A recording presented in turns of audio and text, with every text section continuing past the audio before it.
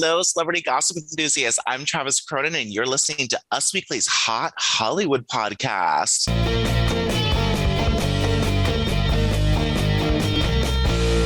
Today, joined by only one of my co-hosts, coming from the lovely, sunny city of Miami, it is Gwen Flamberg. Oh, hey guys, somebody's got to look at the palm trees. It may as well be me. It should be you, Gwen.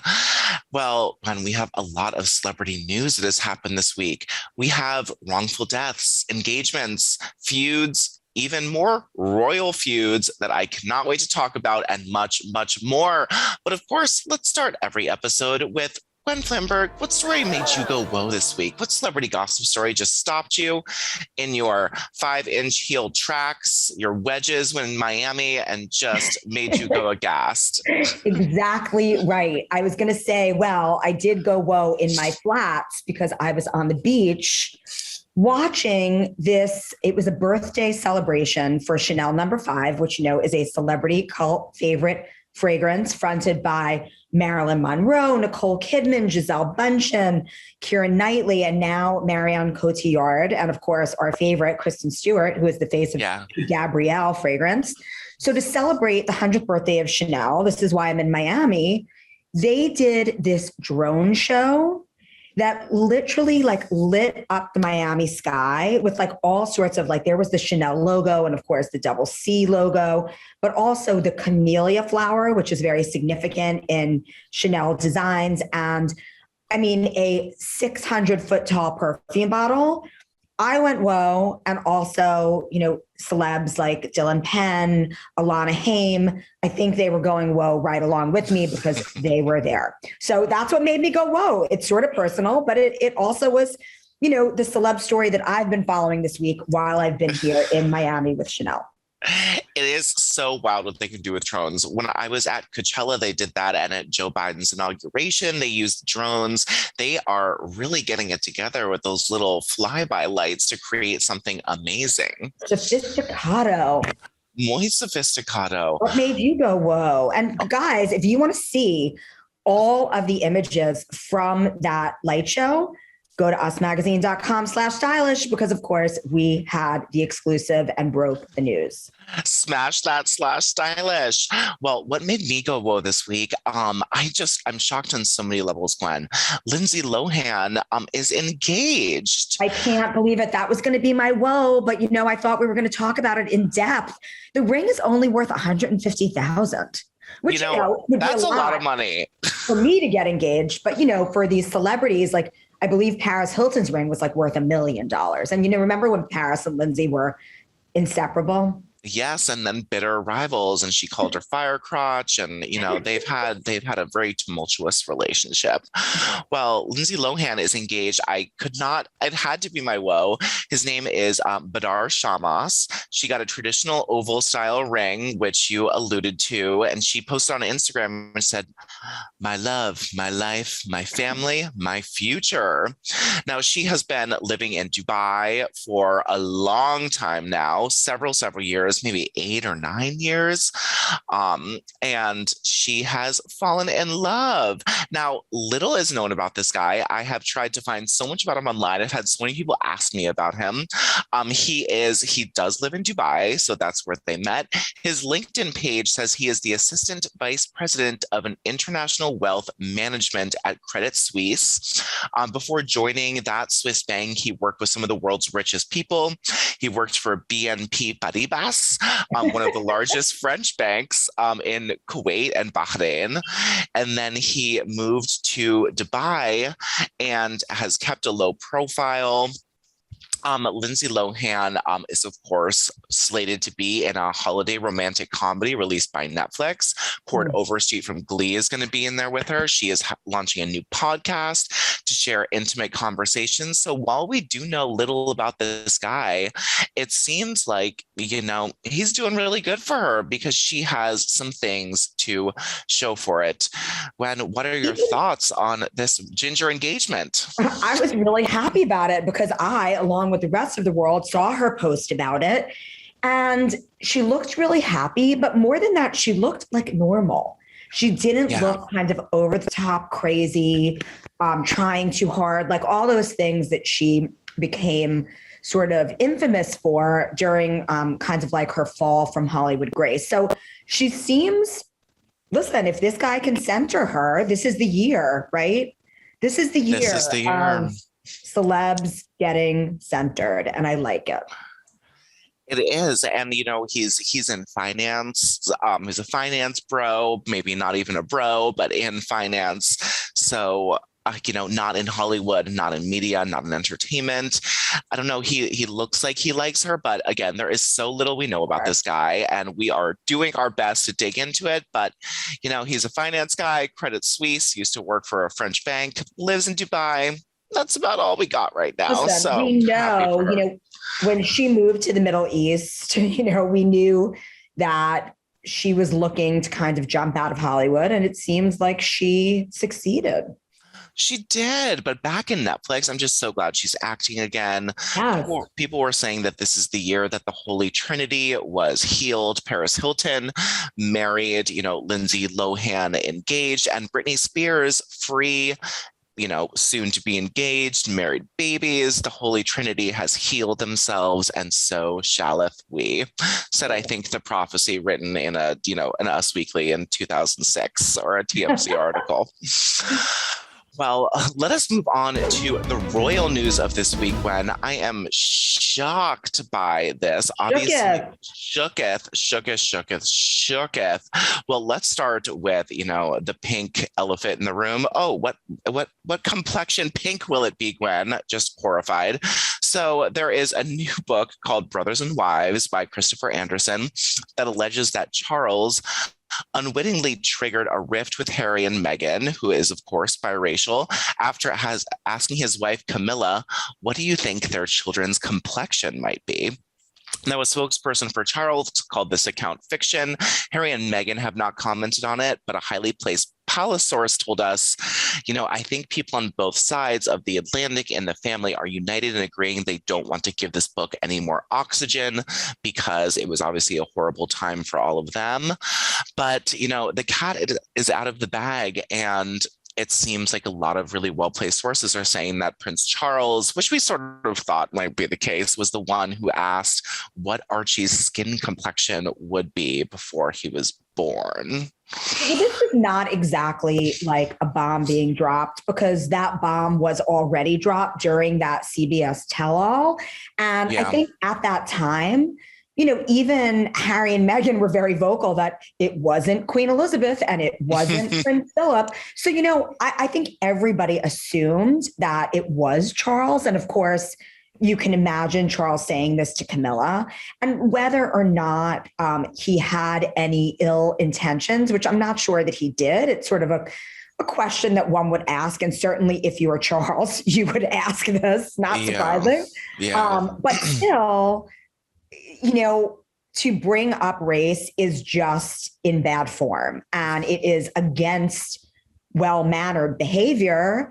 And a royal should be mannered above all else. So, and also just, you know, a good dad. How about that? How about just being happy for your son and kind of, you know, not really making race a part of the conversation when it pertains to your grandchild?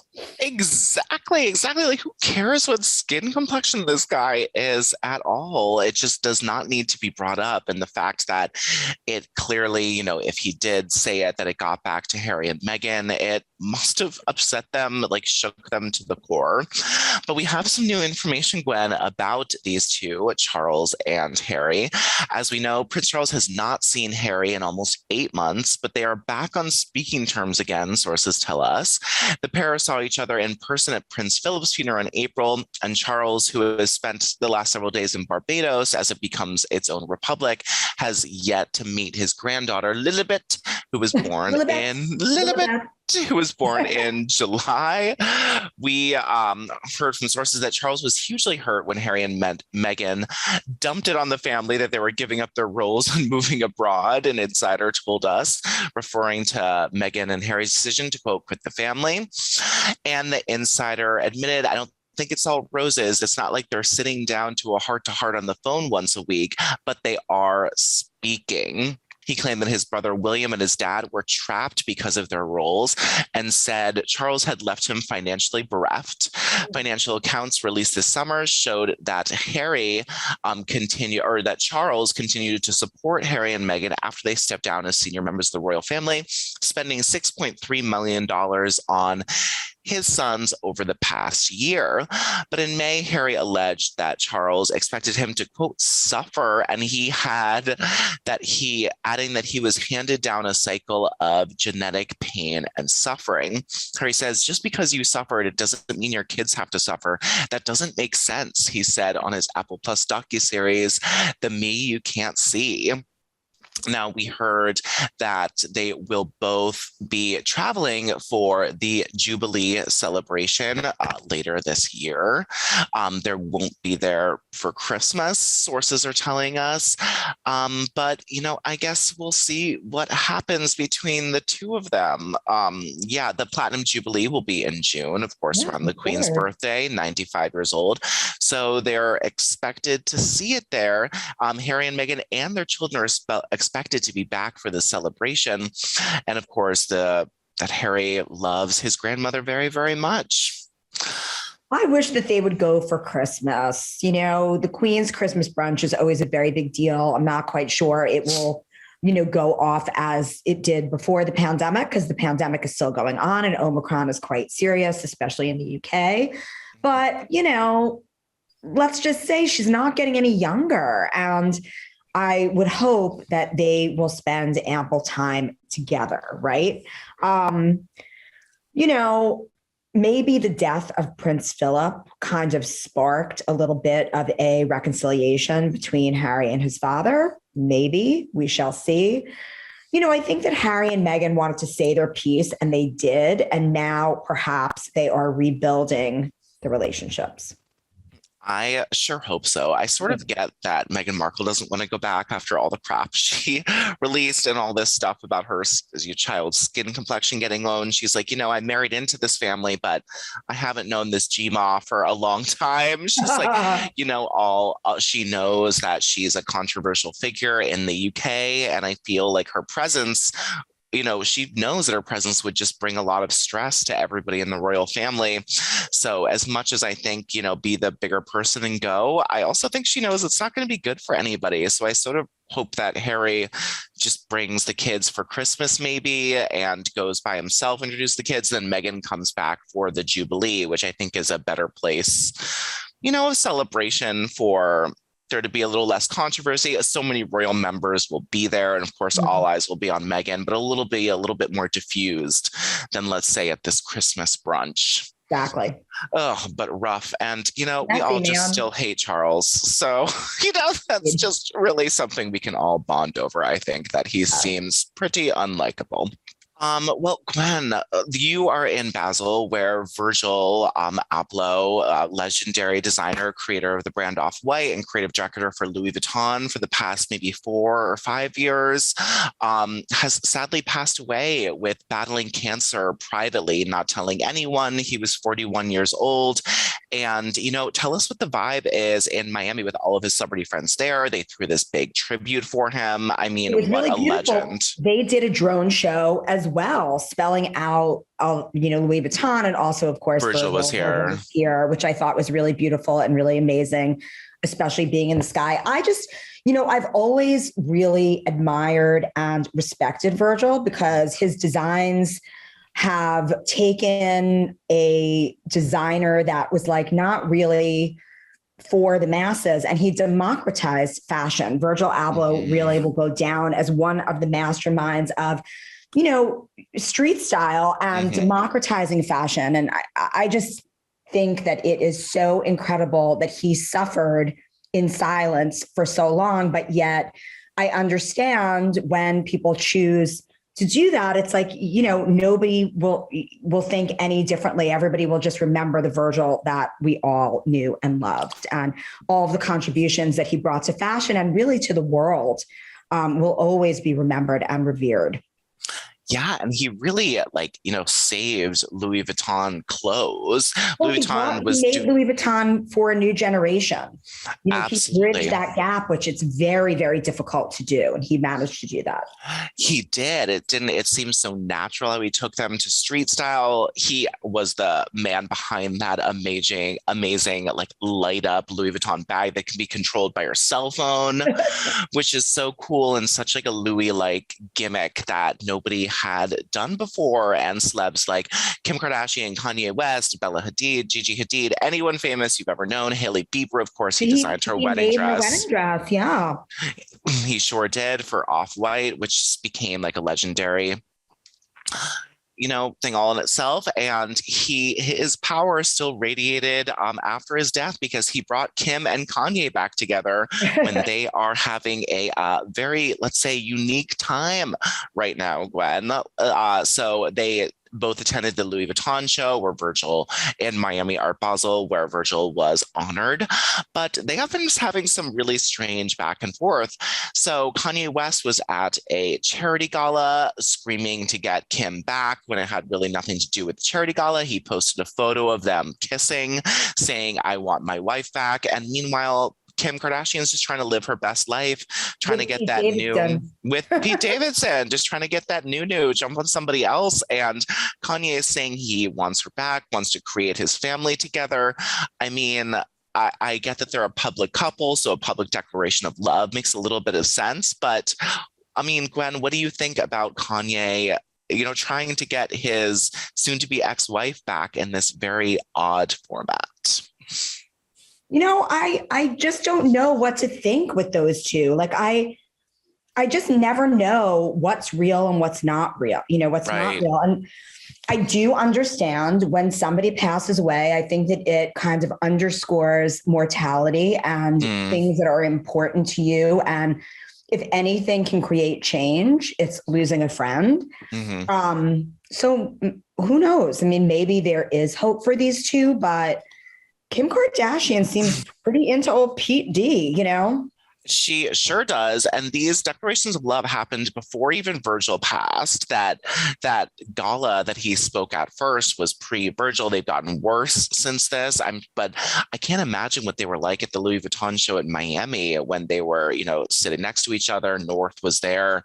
So they were co-parenting. I mean, a strange Akko Taco Tuesday situation for Miss Kim Kardashian West. Yeah. When you're trying to co-parent with the father of your children, your ex-husband, and he's posting things like, "I want you back" when you moved on. I just can't even understand that level of uncomfortableness. Well, yeah. And it's like putting it out there for the fans. It's a lot. It's a lot. It's like these relationships should be worked on privately. But, of course, we know with those two, that's not going to happen. Well, that is very true. And when there is another couple that is on again, maybe on again from being off again, very high profile. I'm talking about Bradley Cooper and Irina Shank. Bradley Cooper was talking to Entertainment Tonight at the release of his new psychological thriller movie, and he talked about Irina and their co-parenting. He said it's very special. Irina Shank was with him at the film's release. They both attended the event but did not pose together for photos on the red carpet. A source told us that she spent Thanksgiving with him. They didn't spend the night, but they spent Thanksgiving with them and their 4-year-old daughter, Leah. And they went to see the Nutcracker together with Anne Hathaway and her husband. And, we've seen them walking arm in arm in the street. It seems like they're getting back together. Otherwise, they are the nicest, friendliest co-parenting people ever, taking each other's arm, attending movie premieres together. Possible, but I feel like they're back together. With those two, I think that they have a really unique relationship. I think that they are really committed to co-parenting, and they've done an incredible job with that. It seems to me like when they're in the same city, they spend a lot of time together. But I think that they're partners. I think they're partners in life. I don't think that it's romantic. But I'm just judging that based on the two of them and all of their past relationships. All right, so fair enough. Who knows? Fair enough. But also she was last tied to Kanye, and maybe, you know, they want to be seen by the paps. I don't know with those two. It's really interesting. I'd love to see them back together, but I don't think that that's the case. I would, maybe Kanye, you know, ignited his jealous fury in Bradley Cooper and has driven them back together. We can only hope. Possible. Well, let's move on to, did you see the Alec Baldwin interview that happened this week? Oh my God. Watching clips of it this morning. My heart goes out to Alec Baldwin because I think that this situation is not just obviously something that could be damaging to his career, but it's, you know, it seems like he has taken it really to heart very emotionally. However, I feel like in the interview, he was a bit defensive and a bit, it comes off that there's denial there. And I don't know. I would like him to express a little bit more remorse, even though, of course, it was not his fault. There may have been sabotage on set. That's what it seemed like to me from the very beginning. But at the end of the day, this incident happened and he was a part of it. So, you know, to say I don't feel guilty is, I don't know, guilt is a human emotion when something happens, whether or not you meant for it to happen, but there's a negative outcome. I think everyone experiences guilt. So I think there was a little bit of denial in that interview, but I hope that it all works out for Alec. I hope that he acts again. I'm not sure that he will. Oh my God. I agree that you're right. He seemed, but that's like sort of our Alec, right? He is angry and defensive. Yeah. But in this instance, this was the time for him to put his ego aside because of the magnitude of this incident.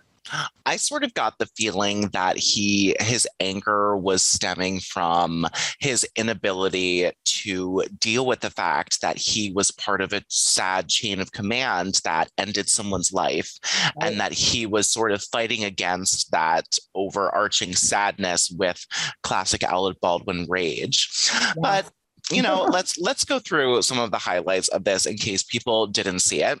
Alec said on his interview, someone put a live bullet in the gun.